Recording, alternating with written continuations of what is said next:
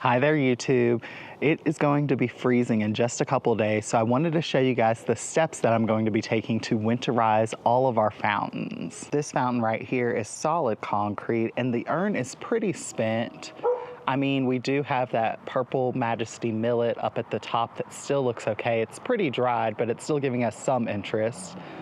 But I think we're going to be taking this urn down, and then I have a cover that's going to go over this particular bowl and where all the spouts are. We're gonna drain this out to make sure that there's no standing water, because standing water in your fountains in the wintertime is literally your enemy. If you let water sit in your fountain during the wintertime and it freezes, that water will expand and that can cause cracking in your concrete. And once your concrete is cracked, I mean, it won't hold any water. So it's really important to keep water out of your fountains in the wintertime. So I'm waiting on Matt to come out so that we can get this urn down from the fountain, and then we will drain this fountain. I'll take the plug out, and we'll make sure to leave the plug out all winter long so that if any water ends up in this fountain, it will be freely draining. That's another really important tip. Even though we're gonna have a cover on this, you still wanna make sure that your plugs are out of your fountain. If you have easy access to the pump, it's a really good idea to take your pump out and store it somewhere where it's not going to freeze. Because this fountain is so heavy and the only way to get the pump out is to actually dismantle the entire thing and take off the heavy bowl, I'm gonna actually leave the fountain pump in there, but we're gonna make sure that it stays completely dry before it freezes. For all of the other fountains, I'll be taking the pumps into locations where it won't freeze, like inside of my shed or inside of my house.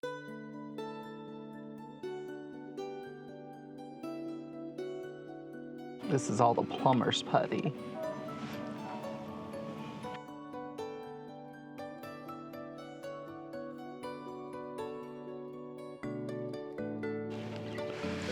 Well, I didn't get the cork out the way I wanted.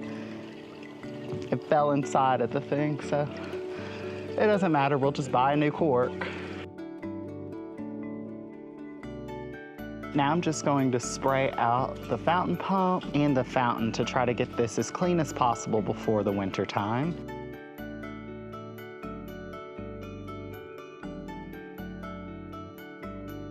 All right, I think I got the fountain pretty clean. I don't see much green in it at all. The pump looks nice and clean. Yeah, this is exactly how I want it to be for winter storage. I'm actually going to leave this uncovered like this though, to let this dry out. And I'm gonna go ahead and dismantle this urn so that we can store it away for the winter time as well. Sad day.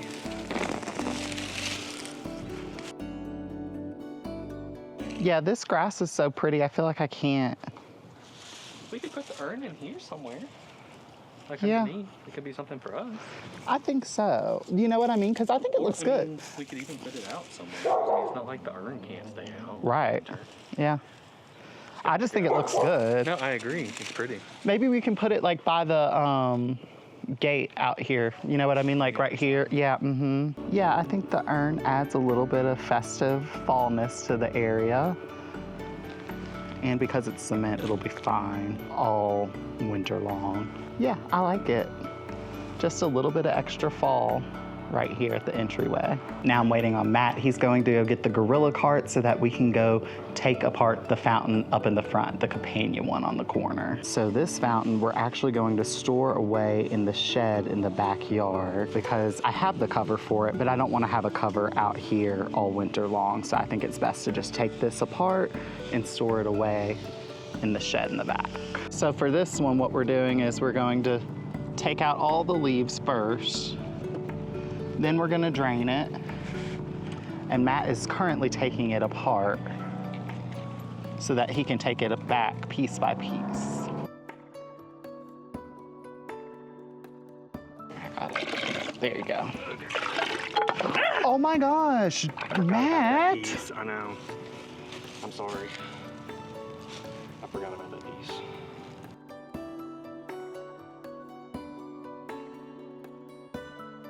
I thought I was gonna take the drain plug out of this fountain, but it is metal. And it has like screw holes on it and stuff, so I don't even want to deal with that. I think we're just going to like take this basin, dump it vertically so that all the water can come out, and that's how we're gonna drain it. And then I don't have to worry about taking the plug out, putting the plug back in. That's just a hassle that I don't want to have to go through.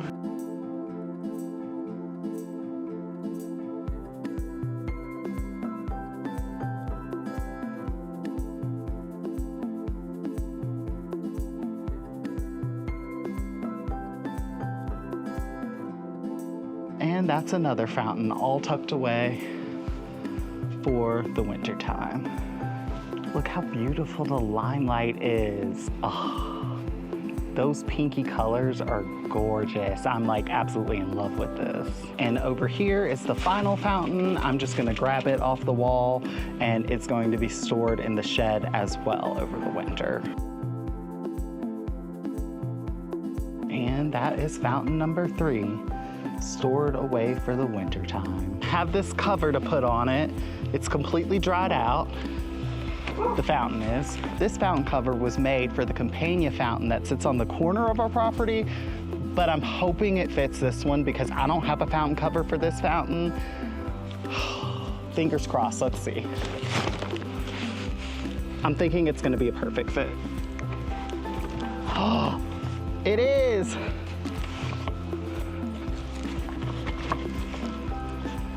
This is an absolutely perfect fit. I think I might want to add a little bit of extra duct tape right here because there was obviously some type of hole or something he had patched, but this fits perfect. I don't think I could have asked for a more snug fit. Like, look at that. It's literally perfect all the way around. That was super lucky. And then I think we'll probably add maybe a brick or something on top of this just to weigh it down because this is just kind of like resting on the edges of it. And I want to make sure it doesn't get blown away. Yeah, kind of like that. We'll just leave this little stepping stone right here on the top. I don't think that this will blow anywhere now. And I think the fountain will be nicely protected for the winter time, but I am gonna patch that little patch up. I just have to find some duct tape. And then the other thing Matt's doing to prepare for winter is he is blowing leaves right now because once it snows and it freezes here, it gets to be so messy and hard to blow your leaves, and we don't want our property to look like that all winter long.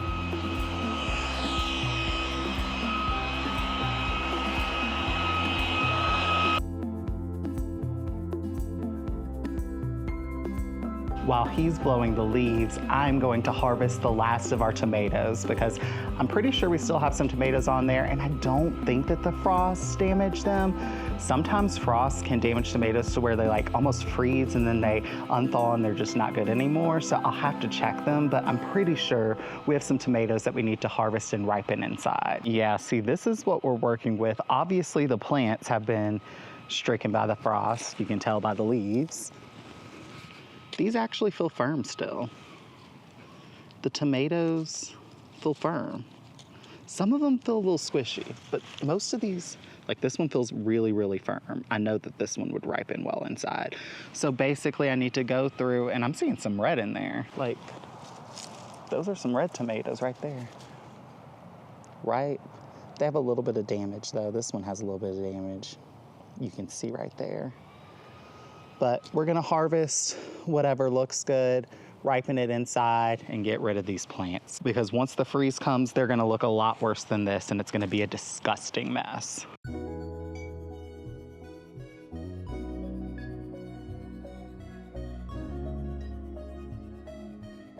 That's a hornworm. Oh my God, it scared me.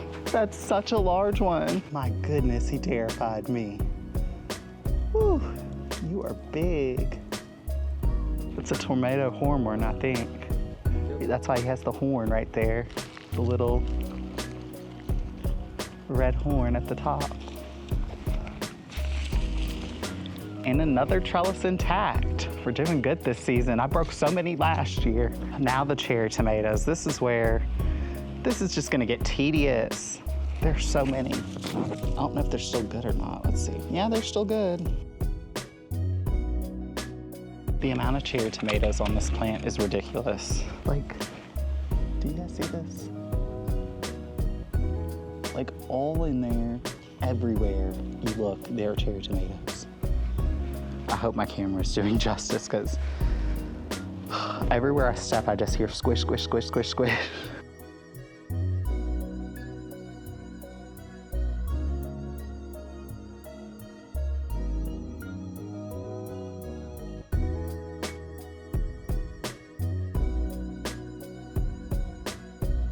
Oh wow, late season bell peppers. This was our best bell pepper year yet by far. Like, look at all these cherry tomatoes. That is crazy. Never again. Never again this many cherry tomatoes. This is like, it looks like confetti in my garden.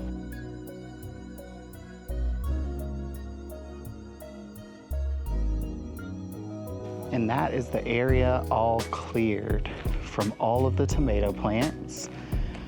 And this is the harvest from everything. 1,000,001 cherry tomatoes and a bunch of green tomatoes that will ripen inside.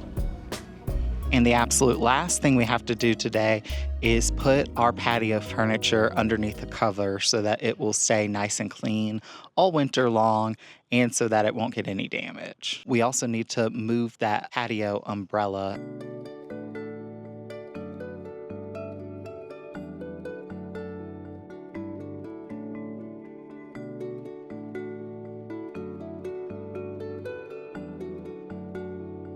And truly, I think that's everything that we needed to do to prepare for the winter time. Matt's gonna go around and he's gonna put covers on all of the hose outlets on the house, but other than that, we're pretty much winterized. Everything is cleaned up and we're ready for winter. Thank you guys so much for watching this video. If you like it, give it a thumbs up. Leave a comment down below. Let me know if I'm forgetting something, because I feel like every year we forget something that we're supposed to be winterizing or something.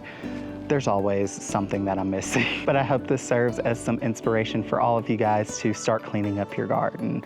Thanks for watching, and I'll see you guys around for whatever video I come up with for next time. God, those trees are beautiful in the background. Bye, guys.